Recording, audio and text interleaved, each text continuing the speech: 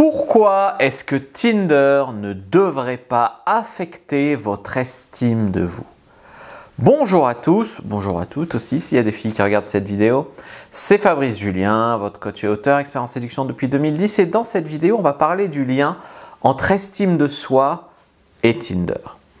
Si vous me regardez depuis un moment, vous savez que Tinder a un algorithme qui rend addict légèrement et qu'une des manières de vous rendre addict, c'est de baisser votre estime de vous pour que vous cherchiez de la validation tout en pensant que vous ne méritez pas mieux, autrement dit. Ça, c'est pour l'aspect homme. Pour l'aspect femme, c'est de les rendre addicts justement à la validation, les rendre addicts au fait de recevoir des likes, d'avoir de l'approbation masculine. Il y a une étude de North Texas qui a été menée sur plus de 1300 personnes qui vient corroborer ce que j'avais déjà dit sur cette chaîne, à savoir que pour les hommes, Tinder affecte le niveau d'estime de soi. Dans cette vidéo, je vais vous expliquer ce qu'il en est pour les femmes. Je vais vous expliquer également comment faire et de quoi vous devez prendre conscience pour savoir que quelque part Tinder, c'est un jeu. C'est un jeu. Ça ne devrait pas toucher votre estime de vous parce que c'est la personne qui est likée ou qui est rejetée sur Tinder, ce n'est pas vous. C'est une image que vous avez créée de vous, mais ce n'est absolument pas vous. Je vous retrouve juste après l'intro pour développer tout ça.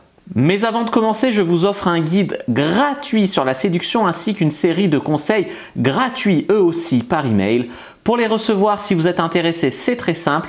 Cliquez sur le premier lien dans la description de la vidéo. Si vous êtes motivé, vous le trouverez. Abonnez-vous et activez la cloche parce que si vous ne le faites pas, YouTube ne vous préviendra pas à la sortie des prochaines vidéos et vous allez rater des pépites.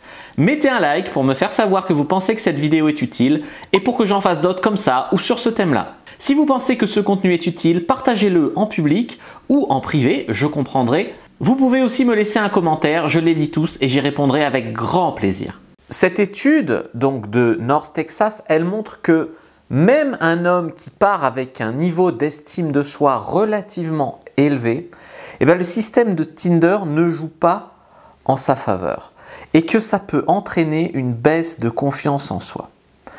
Et relativement, même pour les femmes, ça peut affecter leur niveau d'estime d'elles-mêmes car elles peuvent se sentir un petit peu objet.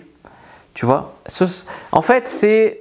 Tu sais, comme les filles qui vont sur Mime, le réseau social Mime, où elles se mettent à poil et pour 10 € par mois, tu peux voir leurs photos intimes. Bon, c'est un système qui a fait des femmes qui gagnent avec plus de 10 000 abonnés à 10 € par mois des sommes faramineuses pour juste montrer leurs seins, montrer un bout de leurs fesses, etc. Ça montre juste la misère sexuelle dans laquelle les hommes traînent. Je veux dire, des femmes qui paieraient 10 € par mois tous les mois pour voir un homme montrer ses abdos ou sa bite, il n'y en a pas beaucoup. Il n'y en a pas beaucoup. Là, les hommes, ils sont prêts à payer 10 € par mois pour voir un bout de téton, sous couvert que c'est artistique ou pas artistique, etc. Mais les filles qui font ça, je veux dire, il y a une part d'elles qui est très satisfaite et avec raison. D'ailleurs, moi, si j'étais une fille, je pouvais gagner 10 € par mois juste pour montrer un bout de téton sur des milliers de mecs. Peut-être je le ferais, j'en sais rien, je ne suis pas une fille, mais peut-être je le ferais. Je veux dire, la rationalité, l'intelligence financière, c'est de le faire. Maintenant, il y a toujours le côté, alors si tu aimes t'exhiber, c'est très bien, mais sinon, tu as le côté un peu femme-objet, je me sens sale, presque je me prostitue, etc. Et Tinder, c'est un petit peu pareil. D'un côté, elles reçoivent énormément de validation masculine. D'un autre côté, elles se sentent un peu prises pour des objets parce que les mecs, la plupart du temps, c'est « salut, ça va, tu suces », t'envoies des nudes, et etc. Donc, même pour les femmes, je veux dire, c'est un système qui ne leur fait pas que du bien, ne leur fait pas du bien à toutes. Alors bien sûr, si elles, comme vous, êtes prêts à prendre ce qu'il y a à prendre sur Tinder, c'est-à-dire le prendre comme un jeu, le prendre comme une opportunité aussi pour faire des rencontres, le prendre pour ce qu'il y a de bon à prendre en fait, alors là c'est tout bénef. Maintenant, comme j'ai expliqué, le système est fait d'une telle manière que 1, ça peut rendre addict, dépendant, et 2, ça peut baisser le niveau d'estime de soi. En fait, vous devez comprendre quelque chose qui est clé sur Tinder, c'est que ce qui est rejeté ou ce qui est liké, mais c'est pareil sur Adopte un mec, sur Mythique, sur Wild, sur tous les sites de rencontres. Ce qui est liké ou ce qui est rejeté, c'est une image que vous avez fait de vous. Moi, j'ai fait assez de coaching avec des mecs, notamment pour savoir que le même mec, tu changes les photos, tu changes un peu la bio, etc. Il a plein de matchs. Le même mec avec une bio faite à l'arrache ou des trucs un peu, voilà, il a voulu trop mettre qu'il voulait baiser direct, voilà. Le même mec, ou une photo prise sous un mauvais angle, etc. Le même mec, ça lui rend pas justice. 0-0. Le mec peut se dire, je suis une merde, je vaux rien, j'y arriverai jamais, Tinder c'est une arnaque, machin. Et tu changes des trucs sur son profil, donc tu ne changes pas la valeur intrinsèque de la personne. Tu ne changes pas sa beauté, tu ne changes pas sa personnalité. Non, tu changes que… C'est comme, si tu veux, une pub pour un produit. Une pub qui ne vend pas, tu la changes, tu fais une autre pub et le produit peut se vendre. Tu vois, indépendamment, je veux dire, il y a des produits géniaux qui ne se vendent pas très bien parce que la com, le marketing n'est pas terrible. Et tu as des produits de merde qui servent à rien et qui se vendent comme des petits pains parce que la com, le marketing est super. Donc là, c'est pareil. En fait, ce qui est rejeté, c'est votre manière de vous présenter sur ce site, votre manière de vous vendre, d'accord ? Il y a aussi le fait que les femmes swipent non beaucoup plus facilement que les hommes. Ça, je ne crois pas vous apprendre quelque chose si je vous dis ça. Les hommes, ils sont là plutôt à liker tout et une fois, s'ils ont le choix, à choisir celle au pluriel qu'ils préfèrent, ENT, et les filles, elles sont là à être très sélectives et même une fois qu'elles ont été sélectives pour liker, elles ne viennent pas parler, elles regardent si le mec il aborde bien, s'il dit ce qu'elles attendent qu'il dise, etc. Donc la sélectivité du mec qui est là à liker tout le monde et une fois qu'il a eu quelques matchs, à choisir parmi ces matchs, ça ne donne pas la même chose parce que les femmes, elles reçoivent, je sais pas, tu es une fille, tu swipes sur Tinder, en 2 heures, tu as 100 likes, tu as 100 matchs. Tu es un mec, même mignon, même beau gosse. Tu likes sur Tinder, au bout de 2 heures, tu n'as pas 100 likes. Si tu en as 3, tu es content. 100 matchs, je veux dire. Donc, ben voilà, accord, je te parle en province. Hein, à Paris, peut-être c'est un peu plus. Mais pour les filles, c'est délirant les ratios qu'elles peuvent atteindre dans les grandes villes. Et pour en avoir fait partie, je peux te dire que 20% des mecs qui ont un bon profil et qui savent un peu tchatcher sur Internet baisent 80% des nanas. Alors moi, je baisais sur Lyon quand je vivais en métropole. Je baisais entre 4, 8 et je suis même monté à 15 filles en un mois. Adopte, Tinder, bon, je faisais un peu de drague de rue, je sortais en soirée. Mais globalement, je dirais que rien que par Adopte et Tinder, entre 4 et 8 par mois, facilement. Facilement, ça veut dire en ayant un job à côté, en étant comptable à côté. Ça veut dire pas en faisant que ça toute la journée, tu vois. Et ça, c'est parce que c'est rodé. Parce que quand tu as un profil qui fait qu'elles viennent te parler, qui fait que quand tu envoies un match, tu n'as pas besoin d'en envoyer 15 pour avoir un retour, qui fait que tu sais leur proposer de venir boire un verre et puis si on se plaît, on va chez moi baiser, tu vois. Et si tu sais amener toutes ces choses-là, ça peut être mais une mine d'or, un Eldorado, un truc de fou.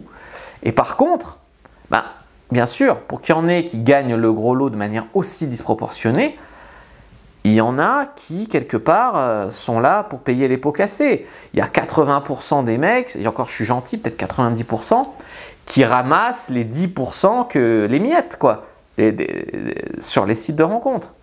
Donc c'est complètement ouf. J'ai des anecdotes à raconter là-dessus. Un mec, au début, quand je faisais du coaching un peu gratuitement, un mec d'Aix-en-Provence d'ailleurs, qui a regardé mon blog, tout ça, et qui a commencé à pomper un peu mon profil, machin et tout. Bon, moi, je veux dire, bon, je pense pas que quand ça vous correspond pas, il faille pomper. Mais enfin, bon, lui, il avait fait ça. Et il commençait à avoir un certain succès. Il avait des rendez-vous. Il n'arrivait pas à baiser. Il m'écrit sur les mails, tout ça. On parle un peu. Puis je lui dis, bah viens, on fait une soirée, machin. Et je lui montre comment je fais. Je lui montre, on rencontre des filles et les filles, ça dérape, tu vois, la soirée. Et on se retrouve à baiser à plusieurs. Voilà, il y avait combien? Il y avait 3 mecs, 3 filles, je crois. Et on baise, tu vois, ça dérape bien la soirée. Et le mec, il a tout compris, comment je suis un peu rentre dedans, comment je les laisse pas partir sur du bullshit. Enfin, voilà, il a tout compris. Et le mec, qui était pourtant le même mec un peu efféminé, un peu voilà. Mais je veux dire, c'est pas un monstre de bogossitude, c'est pas un monstre de rien du tout. Il est pas moche non plus, mais enfin voilà, c'est pas une intelligence supérieure, c'est rien du tout. Il se met à se la péter, tu vois. Il se met à baiser des nanas sur X 3, 4 par mois, tu vois. Ben, un ratio comme ce que je fais moi, tu vois. Et il se la pète. Et presque, il se met à m'en vouloir alors qu'il a pompé ma bio, qu'il a pompé ma façon de faire. Il se met à dénigrer, il se met à raconter des conneries sur moi, il se met à voilà. Et bon, je veux dire, et il prend un orgueil, un ego, il se la pète, il se prend pour un dieu, etc. Il fait pas de drague de rue, il fait pas de drague de soirée. C'est-à-dire qu'il ne se prend jamais des vents. Il est là avec son profil rodé et il ramasse des meufs. Et il se la pète. Et il devient puant. Il devient pas une belle personne, tu vois. Et il se la pète et il donne des leçons de morale à tout le monde. Et voilà. Et il insulte un peu les mecs qui baissent pas. Et voilà. Pas une belle personne. Et les meufs, il les traite comme des merdes. Enfin bref. Non, vraiment pas une belle personne. Et il se prend pour un dieu parce qu'il baise avec son profil adopte. Tu vois. Et souvent, c'est un truc qui revient parce que moi, je veux dire, si je te dis je baise, je sais pas, 8 filles par mois, 10 filles par mois différentes, tu vas me dire, mais pourquoi tu te la pètes pas? Pourquoi tu te la joues pas? Pourquoi, tu vois, il y a beaucoup de coachs qui se la pètent sur YouTube, etc. Et d'ailleurs, c'est pas lié au fait qu'ils baisent ou pas d'ailleurs. Eh ben, parce que je garde des choses à côté qui te ramènent violemment sur Terre. C'est pas parce que tu as un profil sur le net où tu baises que tu ne prends pas de râteau en soirée, que tu ne prends pas de râteau en drague de rue, que tu vois, tu peux avoir des réussites aussi en soirée en drague de rue, c'est pas ce que je dis. Ce que je dis, c'est que sur le net, sur Tinder, Adopt, etc., tu perds vraiment la notion de la réalité parce que les filles, quand t'envoies un charme et qu'elles ne veulent pas, t'en entends plus parler. Tu n'as pas le contact avec le non, tu vois. Et quelque part, alors au début, quand tu es débutant, que tu n'as quasiment pas de succès, ce non, il te fait un mal, il te fait mal. Mais quand tu as un certain succès, on va dire, et que tu baises à ta faim, le non, il est indispensable pour pas devenir un gros connard puant qui se sent plus. Voilà mon avis. Et ça doit rester vraiment indépendant de votre succès. C'est-à-dire que tout comme le mec qui baise sur Tinder et Adopt ne doit pas se la péter, se prendre pour je sais pas quoi, parce que c'est juste qu'il a un profil rodé qui marche, le mec qui baise pas sur Adopt, Tinder, ne doit pas se dire « je suis une merde, je suis moche, j'y arriverai jamais, c'est que pour les autres, machin ». S'il veut faire sa victime, le mode bébé, machin, ouin, la vie est injuste, c'est pas avec moi qu'il faut le faire. S'il est là à chercher des solutions, à trouver l'équilibre de son profil qui va le faire marcher, parce que c'est qu'une question d'équilibre, d'alchimie, de magie, de voilà. Si il est là pour travailler, à chercher la photo qui fait le plus cliquer, la description qui est lue jusqu'au bout, l'approche au premier message qui ne fait pas fuir les nanas, enfin, voilà. S'il est prêt à travailler tout ça, il peut y arriver. Tu vois ce que je veux dire? C'est juste une question de méthode, de valeur perçue, etc. Donc si ton profil ne marche pas, ça ne veut rien dire sur toi. Et si ton profil marche, j'ai envie de dire, ça ne veut rien dire sur toi non plus. Il faut garder vraiment, vraiment ça à l'esprit. C'est très, très, très important. Et bien sûr, c'est pareil pour Adopt, pour Wild, etc. Tous les sites de rencontres mythiques, etc. C'est pareil. Ça marche si tu as un profil rodé qui marche, etc. Et ça ne marche pas sinon. Il y a des trucs qui sont... Il faut le prendre pour ce que c'est, comme un moyen qui peut te permettre de faire des belles rencontres, mais qui n'est pas infaillible et qui, si tu t'en sers mal, peut se retourner contre toi. J'ai vu des trucs aberrants. La séduction, elle est parfois absurde. Je pourrais vous raconter une anecdote d'une fille que j'avais draguée dans la rue. Voilà, on se drague dans la rue, on échange les numéros, on tchatche pendant une semaine. Le week-end d'après, je l'ai draguée un samedi. Le week-end d'après, on se voit, on va boire un verre, ça se passe bien, je lui fais des pâtes chez moi. Ça traîne un peu la soirée, elle rate le métro et on baise. Voilà. À peu près, ça s'est passé comme ça. Et cette fille me dit « Oh, ben toi, tu m'as dragué dans la rue. T'avais l'air d'un intello avec tes lunettes, machin. Je pensais pas que tu me baiserais aussi bien. » Tu vois, elle me fait le cirque. Et elle devient un peu à fond sur moi. Elle m'écrit, machin. Et moi, je lui pose la question. Je lui dis « T'en penses quoi de la drague de rue par rapport aux dragues sur les sites ?» Tu vois, moi, je dis pas que je drague sur les sites. Et elle me dit « Non, drague sur les sites, c'est pour les losers. Jamais j'irai. C'est de la merde, machin et tout. » Bon, ok, on se fréquente 2 semaines. Puis après... Après ça, bon, ça marche pas. D'autant que j'étais en relation ouverte avec la prof à l'époque, donc voilà, ça marche pas avec cette fille qui était pourtant une fille bien, qui l'a très mal pris, mais je veux dire, c'était une fille super. Et un mois plus tard, je me connecte sur Adopt et je la vois pas sur Adopt, et pas avec un profil qui a 2 jours. Hein. C'est-à-dire qu'elle me fait la morale sur les applis de rencontre, c'est de la merde, les sites de rencontre, c'est de la merde, elle était sur Adopt. Et paradoxalement, des choses comme ça, j'en ai vu. Des filles qui te disent non sur Tinder, que tu croises en soirée, comme Aix, c'est une petite ville, tu les reconnais, tu les croises en soirée, tu les embrasses. Le contraire, des filles qui te mettent des râteaux en soirée, mais qui te matchent sur Tinder, j'ai déjà vu. Sur un site libertin, des filles qui sont là en mode ouais, t'es pas notre genre, t'es pas assez grand, t'es pas assez musclé, nanana, nanana, qui te mettent des râteaux sur un site libertin. Par contre, t'es en soirée libertine, ils sont là, tu baises. Des trucs hallucinants comme ça, voilà. Donc il faut arriver à le prendre vraiment pour ce que c'est, les sites de rencontres, ni s'exagérer quand ça marche, ni penser que tu es une merde si ça marche pas. Et par contre, essayer de trouver l'équilibre, l'alchimie qui fait que ça va marcher. Il y avait, bon bien sûr, si vous désirez travailler votre formation, il y a mon pack séduction en ligne qui vous explique bien comment je fais les conversations. Il y a 15 conversations qui ont mené à du sexe dedans. Il y a la méthodologie pour faire un profil, etc. Et puis, il y a le livre de French Dating Assistant, site et appli de rencontre.